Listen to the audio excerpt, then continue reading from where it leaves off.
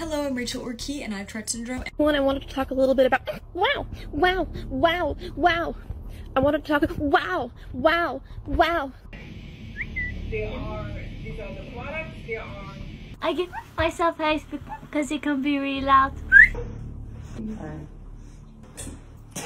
Par exemple, j'ai une altère qui est fumeuse. Il est interdit d'avoir un paquet de cigarettes à la maison. Aujourd'hui, si vous voulez attirer l'attention sur les réseaux sociaux et que vous ne savez pas spécialement remuer vos fesses ou alors sauter sur des danses trendy et que vous êtes à court d'idées, eh bien, il vous reste une option plutôt fun et plutôt populaire. Il vous suffit d'avoir une maladie mentale. Et oui, je n'exagère même pas. Particulièrement sur TikTok, le fief de toute cette hystérie. Les influenceurs avec des tics et des tocs en tout genre ou souffrant de personnalités multiples ont envahi la plateforme et le moins que l'on puisse dire, c'est que ce contenu cartonne. À première vue, il peut sembler étonnant qu'un sujet aussi peu attrayant que les maladies mentales connaisse un tel succès. Toutefois, en y regardant de plus près, on constate que les psychologues nous alertent régulièrement sur un phénomène préoccupant. Une augmentation des troubles mentaux chez les jeunes. Il paraît donc logique que beaucoup de jeunes s'y intéressent et prennent la parole sur les réseaux sociaux. Cependant, ce raisonnement serait erroné, car selon les experts, la réalité est bien plus inquiétante. Ce ne sont pas des jeunes déjà atteints de maladies mentales qui cherchent refuge sur TikTok, mais plutôt des jeunes en bonne santé qui, à force de consommer ce type de contenu, finissent par développer des troubles mentaux. Salut et bienvenue sur Ekima. Sur cette chaîne, on essaye d'apprendre des choses intéressantes. Alors, pense à lâcher un pouce bleu si le sujet de la vidéo a piqué ta curiosité, à partager pourquoi pas et à t'abonner pour ne pas rater les prochaines vidéos. Si vous vous en rappelez ou pas, si vous n'en avez peut-être jamais entendu parler, une TikTokeuse du nom de Emerald, ou Émeraude en français, avait berné plus de 500 000 personnes sur TikTok en prétendant avoir le syndrome de Tourette. Quand elle a décidé de poster des vidéos autour de sa maladie, elle a enregistré des vues records et ça a été le début de tout ce qui s'en est suivi. Fort heureusement, elle a été démasquée et depuis le temps, elle a bien évidemment fait profil bas sur les réseaux. Maintenant, si vous pensez que le cas d'Émeraude est isolé, laissez-moi vous dire que non. Ils sont nombreux sur la toile, précisément sur TikTok, à s'être construit un univers autour d'une petite ribambelle de maladies mentales sur lesquelles est niché en haut du podium le syndrome de la Tourette, le trouble dissociatif de l'identité et bien sûr le très célèbre TDAH ou en anglais ADHD. Dans cette vidéo, on va aborder la communauté des neuroatypiques ou neurodivergents, en d'autres termes les personnes souffrant d'une maladie mentale. Bien sûr, je tiens à faire un très gros disclaimer. Cette vidéo parle d'influenceurs qui s'inventent une ou alors des maladies mentales et des conséquences de toute cette glamourisation irréaliste autour de ces maladies-là. Je ne suis pas du tout en train de dire que tous les créateurs s'inventent leur maladie parce que ce serait faux. Beaucoup en souffrent réellement et le fait qu'ils en parlent sur les réseaux est très courageux de leur part. Et nous devons leur donner de la force. Merci bien.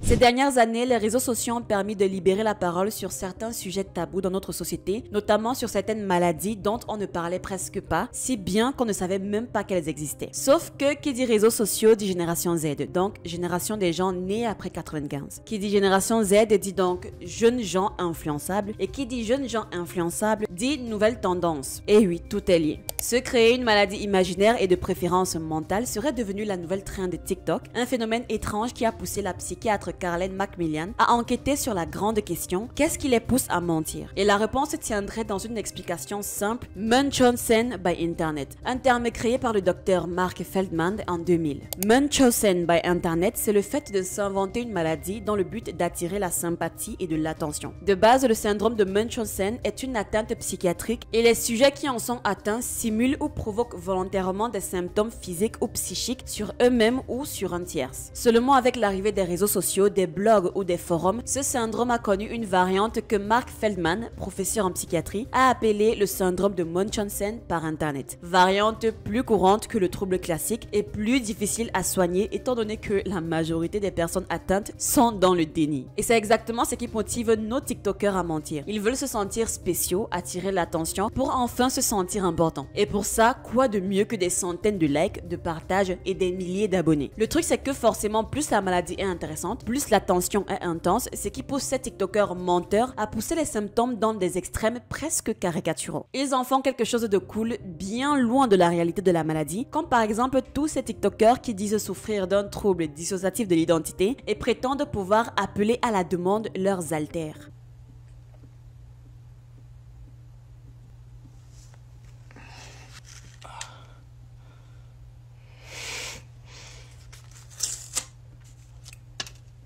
Guess the player.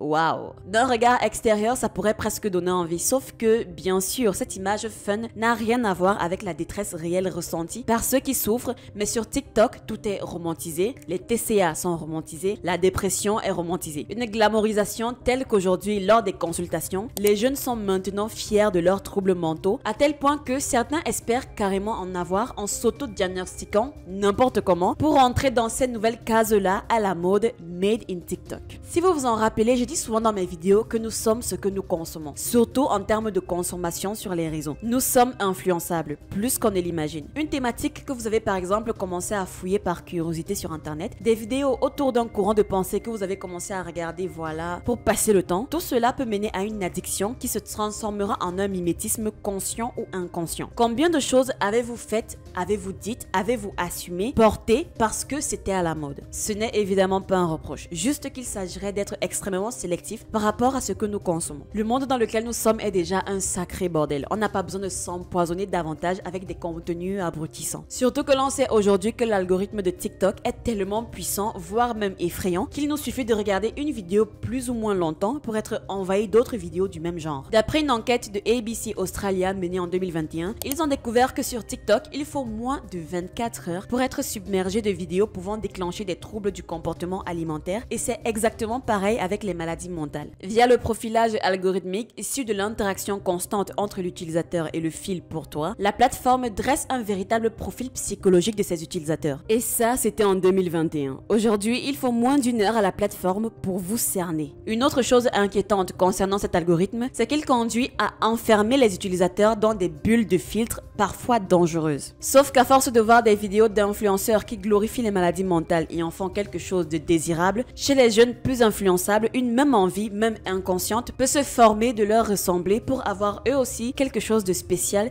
qui les rend intéressants, mais aussi avoir la possibilité d'appartenir à cette communauté parce que les contenus qu'ils consomment ont toujours une influence directe sur le développement de leur identité. Mais ces vidéos ne s'arrêtent pas à te pousser à croire avoir une maladie que tu n'as pas, puisqu'elles peuvent aussi vraiment te rendre malade en agissant comme un déclencheur de la maladie. Un peu comme ce qui s'était passé pendant le confinement. Des médecins ont noté une augmentation des adolescents avec des tics, des mouvements ou des sons soudains, rapides et répétés, difficiles à contrôler et qui coïncident avec le syndrome de Gilles de la Tourette. Le point commun entre les patients, ou devrais-je dire les patientes, c'est qu'elles suivaient des TikTokers qui ont le même syndrome. Les docteurs ont donc observé une augmentation brutale du nombre de personnes souffrant de tics, passant de 1 à 2% de la population à 20 à 35% depuis mars 2020. Et bien, ce résultat a mené à une conclusion inévitable. Tous ces contenus virtuels ont bien des conséquences réelles. En d'autres termes, les jeunes absorbent et imitent ce qu'ils voient. Seulement, leurs tics ne sont pas neurodéveloppementaux. Ils sont fonctionnels, donc ils ne sont pas causés par des anomalies du système nerveux. Ils sont plutôt influencés par des facteurs psychologiques et sociaux, parmi lesquels on retrouve le stress, la dépression et le mimétisme des comportements observés sur TikTok. Une exposition répétée à de faux symptômes d'une maladie peut conduire au développement de symptômes réels de cette dernière. Tout cela amène donc des ados en quête de reconnaissance à modifier leur personnalité, leurs idées et leurs valeurs afin de faire partie d'un groupe, d'une communauté. Je ne sais pas si je dois le rappeler, mais le diagnostic d'un trouble mental ne peut être posé que par un médecin. Donc les psychologues, les psychothérapeutes et autres professionnels de la santé mentale n'ont aucun droit légal à poser un diagnostic médical. Les influenceurs TikTok non plus. De plus en plus de célébrités parlent de leurs troubles mentaux, notamment sur les réseaux sociaux. Selena Gomez et ses troubles de l'anxiété, Demi Lovato et sa bipolarité, Billie Eilish et le syndrome de Gilles de la Tourette, etc.,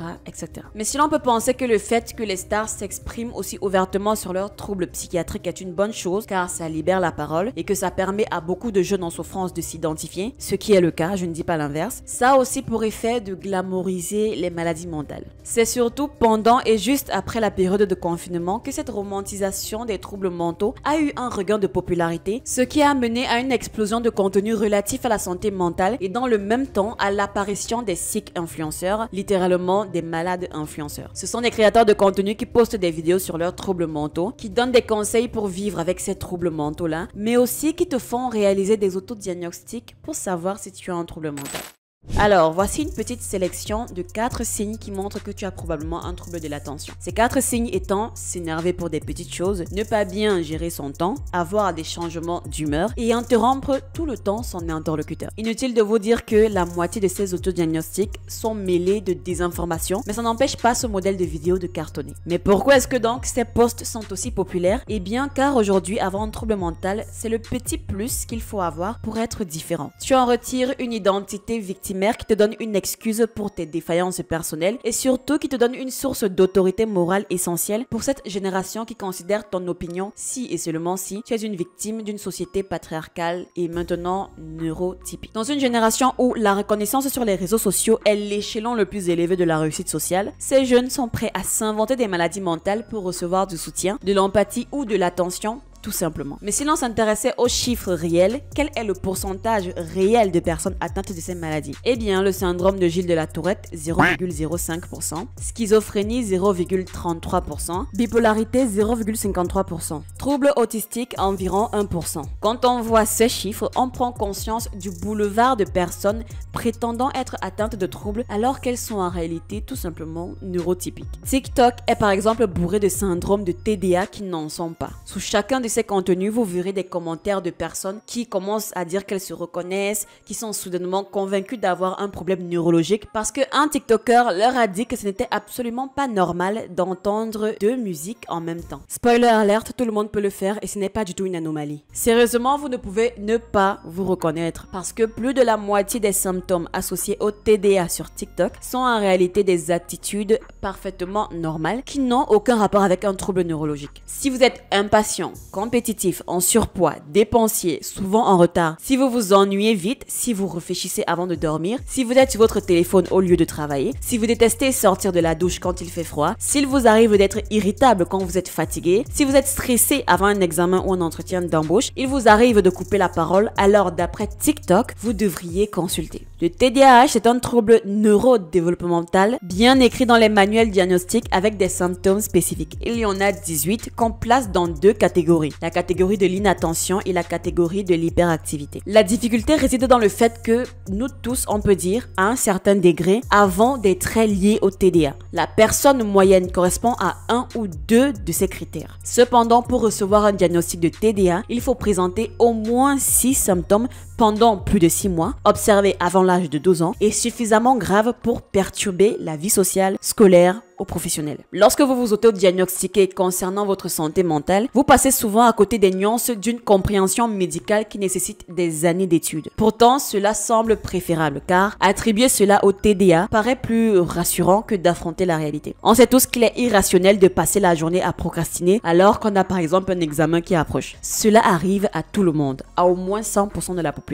Mais si l'on vous dit tout d'un coup que c'est dû à une anomalie dans votre système dopaminergique, non seulement cela vous semble rationnel, mais en plus ça vous dédouane de toute responsabilité. Cette déresponsabilisation, elle est rassurante, elle apporte du réconfort parce que c'est une réponse simple à un problème complexe. L'autodiagnostic, quel que soit le trouble ou la maladie, devient souvent une justification facile pour abaisser les attentes des autres et détourner son propre regard critique. Soyons clairs, la libération de la parole autour de la santé mentale est essentielle. Cependant, la désinformation omniprésente pousse de nombreux adolescents et jeunes adultes à confondre des états émotionnels normaux comme la paresse, la fatigue ou la tristesse avec des troubles sérieux tels que la dépression ou le TDA. Les symptômes du TDA étant très variés, ils peuvent donc facilement devenir une excuse inconsciente pour justifier toutes les expériences un peu désagréables de la vie. Une fois que l'on adhère à cette croyance, un effet boule de neige s'enclenche, renforcé par le sentiment d'appartenance à une communauté. La communauté des neurodivergents, des personnes présentant un trouble neurologique qui se soutiennent mutuellement sur les réseaux sociaux. Cette bulle va créer une résonance émotionnelle qui peut vous faire beaucoup de bien, mais qui peut aussi vous enfermer dans vos croyances et plus vous consommez des vidéos discutant des symptômes du TDA, plus l'algorithme vous en recommandera, renforçant à chaque swipe la conviction d'être atteint d'un trouble neurologique. Le TDAH